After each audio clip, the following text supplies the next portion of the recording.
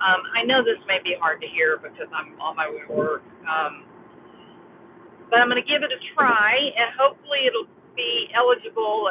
I may make this a members only, but we're also going to do a members only chat tonight. But I had a thought when I was getting dressed for work this morning. I was thinking about bullies in general as a group, as a population, and I had the realization that so many of us, we talk about these crimes where a man has been violent against his girlfriend or his wife, right? And it's a fairly rare occurrence. I'm trying to go back in my mind to think if I've ever even heard of it once. I don't think I have. It would be a rare occurrence for a person to just suddenly wake up and kill someone. It's always the culmination of years of domestic abuse, and that eventually rolls over into domestic violence. Um, and then all of the game playing, whether it's physical harm, whether it's gaslighting, whether it's infidelities, the whole power differential in the relationship ends up creating a situation where things come to a head and somebody loses their life.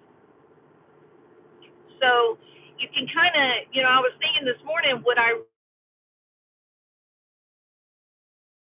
really, I'm still thinking on this, but characterize domestic violence, would I characterize that as bullying in its highest form? And I honestly think, yeah. And I know a lot about how the pattern emerges, how people first begin to mistreat one another, take away control or reduce control, while increasing their own control and power. They create a vast power differential, and then once that's achieved, then they're able to exert all kinds of physical trauma and emotional and spiritual trauma, and until finally the discard is 100% authentic and the person loses their life, the victim will lose their life. Um, so I think yes, I think if many of these people that have been tried and are in prison for domestic violence or killing their spouse, or they're currently standing trial or about to stand trial for the death or disappearance of a loved one, is it likely that you would find bullying in their past? Has that been a standard method of operation for these people in their social arena to exert power and force and teasing and that kind of thing? I think in the case of Barry Morphew, we do have a window into that on a couple of different from a couple of different people. One is the story that was told by John Schmidt on Gray Hughes' channel. He was the contractor who had a crew out working on a job site at the same time that Barry Morphew was supposed to start his crew working, and he ended up basically just destroying the whole work site. He destroyed, and then he took a pitchfork and he was picking up hay and throwing the hay onto the other contractors' workers. I mean, that is some fairly bizarre behavior. Would you agree? I don't know that I've ever heard of an adult man that would become so enraged, so out of control, that they would begin to pick up hay like food in the food fight. It's very strange. Um, he also, being big, tough, multimillionaire business owner, that the driver of the cat, um, this is a man that's got a fair amount of power in his life, right? I mean, he's got a lot of options. Um, why would someone like that? Why would they choose, let's say, a painter, someone whose job it is to paint the outside of a house, or someone whose job it was to dig holes with a shovel? Why would someone with that kind of power and resources and position, social position in the community, why would they choose to go after someone that would have fewer choices, that would have fewer, a lower level of force or control in the community? Because it's low hanging fruit, because it's easy, because that person with all the power, they basically sacrifice the younger person who hasn't had time to build up their stature in life, and they use them to put on a show of force and control, and it makes other people afraid, and then hopefully he makes other people do what he wants them to do just by pointing his finger. So it's a really, on the surface it just looks like, oh, Barry, he's such a butthole. But in truth, when you actually think about the process that's occurring and the effect that it has on people like Cassidy Cordova, um, Puckett, Morgan, you look at, I mean, what did Morgan say? Morgan said, "I'm afraid of Barry." Like she didn't even hesitate when she was asked that question. She said, "Oh, yeah, I'm afraid of it." And you could almost hear her saying, "And you should be too," right? But is that because of what happened to Suzanne? Is that because Suzanne went missing, or is that because Barry intentionally allowed others to see moments of his rage, that he allowed others to watch as he subjugated and abused other people? For it, I'm talking about in the name of influence and control. So it's the way the Italian mob. It's the way the Italian mob, was able to have a great deal of influence and get people to do things that were dangerous. Sorry about that. Get people to do things that were dangerous without walking around beating up people all the time. You just had to beat a few people up, but do it in a public way, and then everything else falls into line, right? So, bullies. That's really been.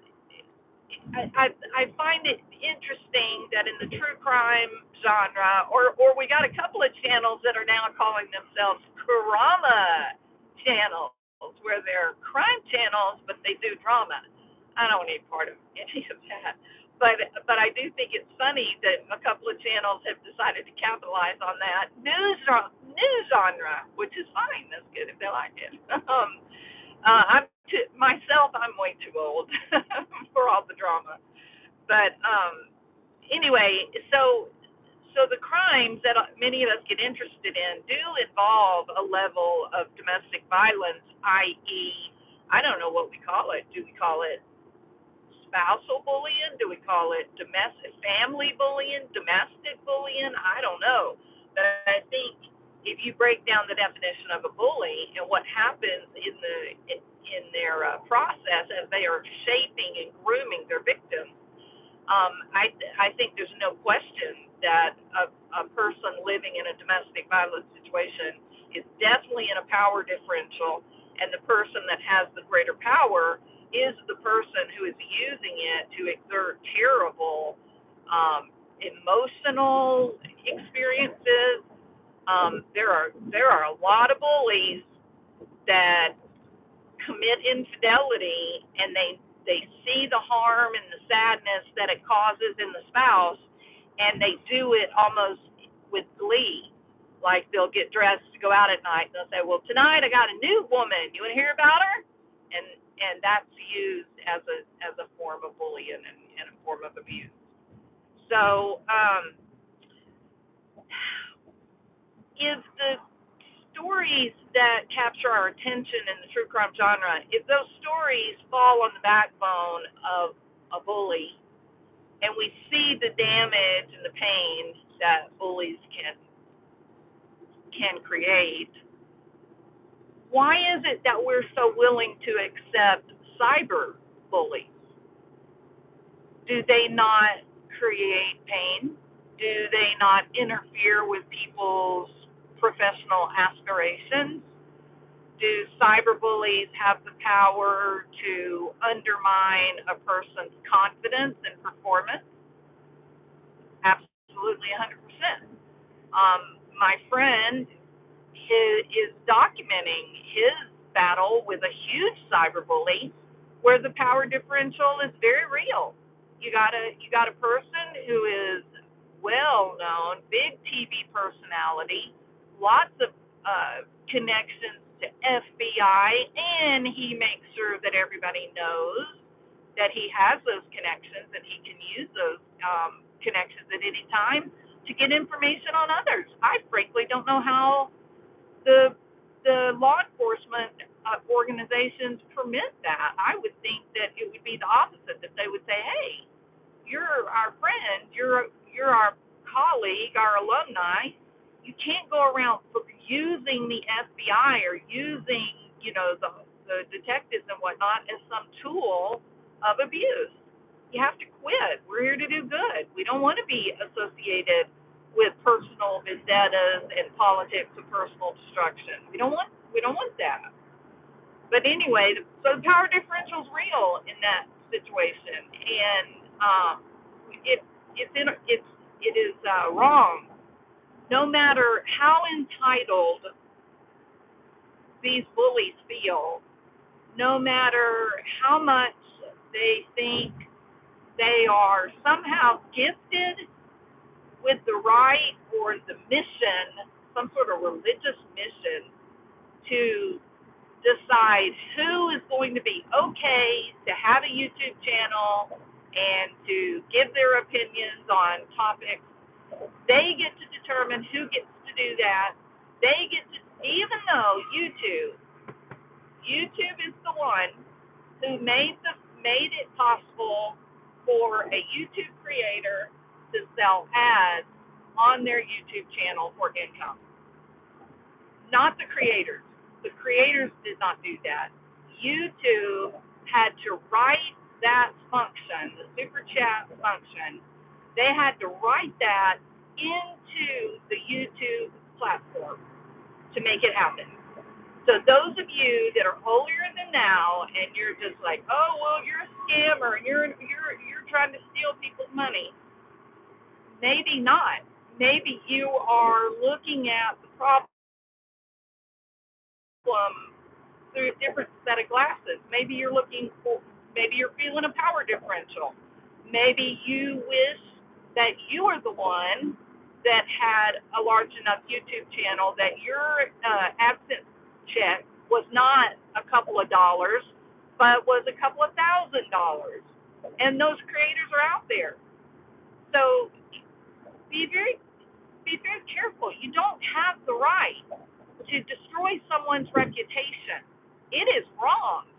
And the one clue that we know that it's wrong to destroy another person's reputation is that there are laws against it. They don't typically run around making laws, but just to make somebody's, feelings feel better about their opinion. You may not like one of the creators. You may watch that creator and say, I don't really like that creator's personality, or hey, I really disagree with the way that creator is doing their content. I really don't like the way this person should not make money doing what they're doing. You may have all of those thoughts, but are you really prepared to become a criminal because you don't like the way that person is doing something? Are you sure about that?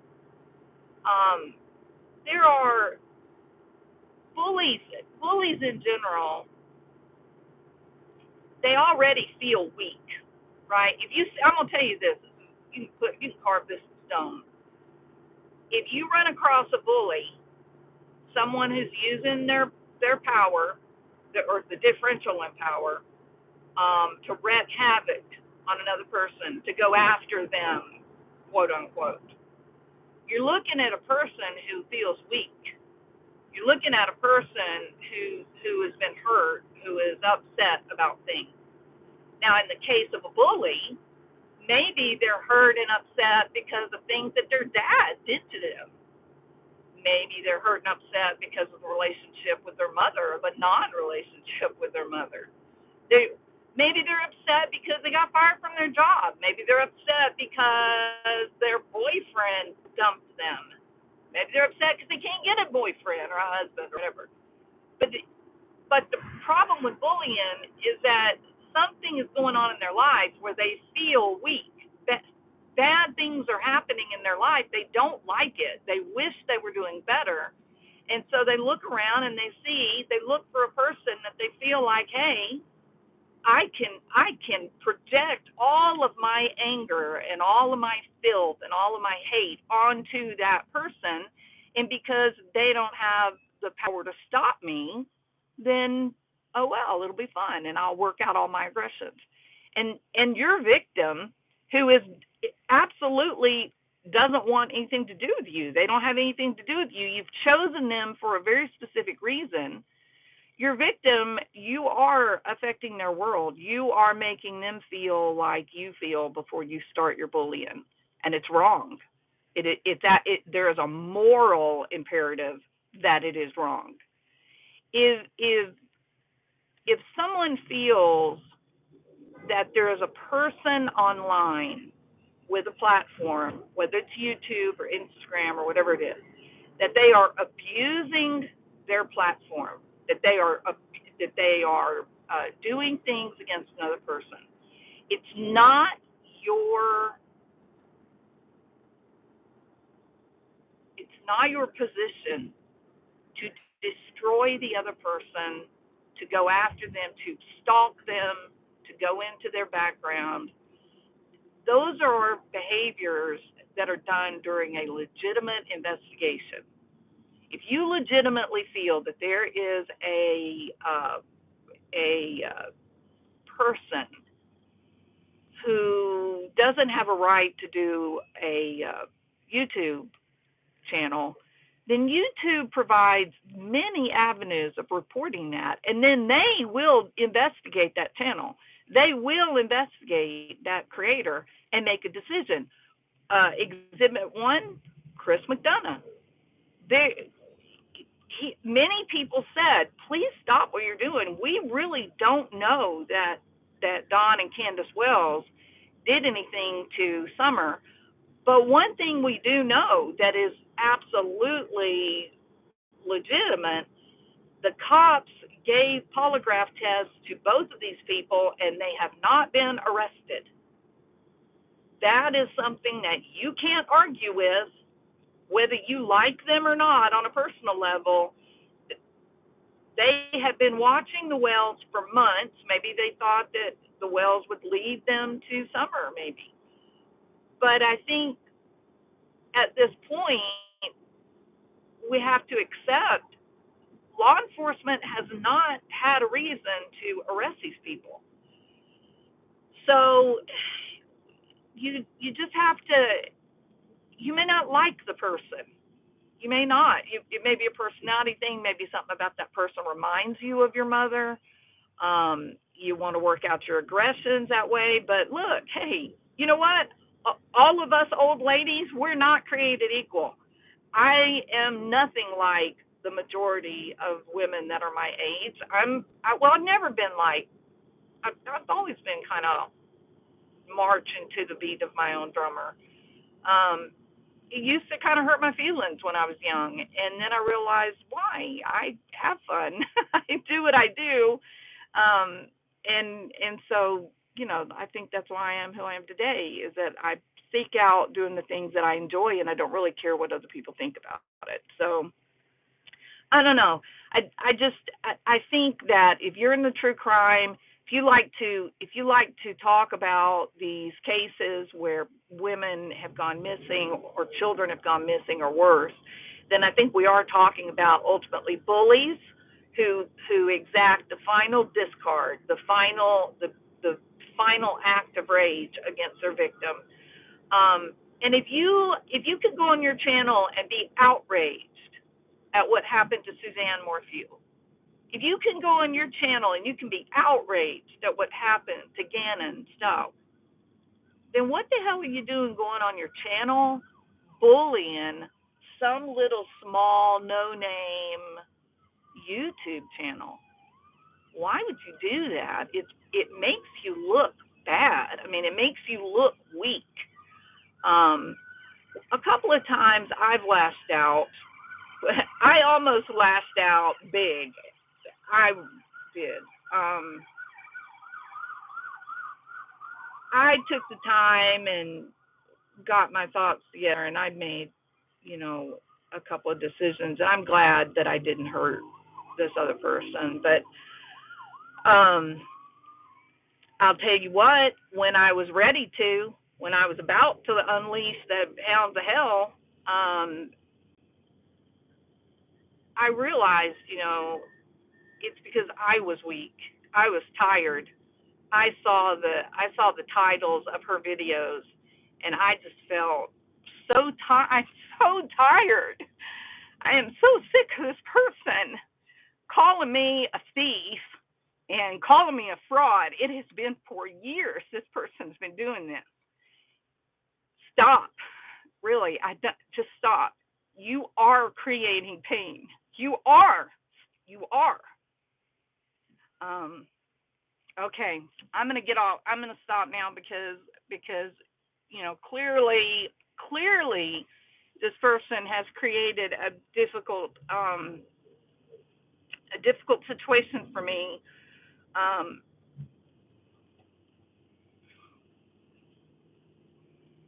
And I don't know why she's doing it. I don't.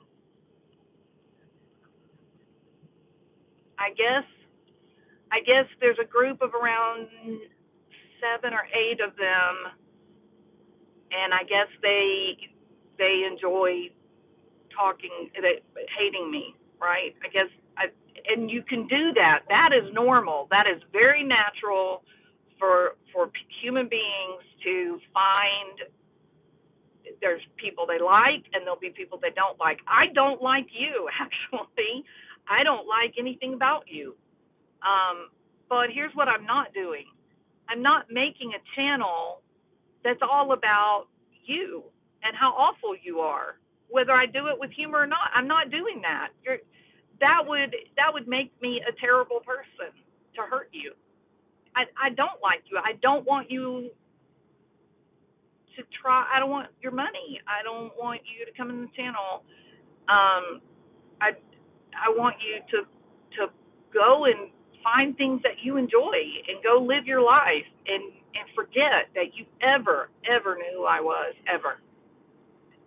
It says a lot that you are putting up content to bash me and to go after my reputation over things that were 2.5 years old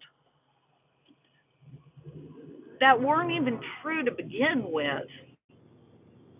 You got something wrong about the way it all unfolded.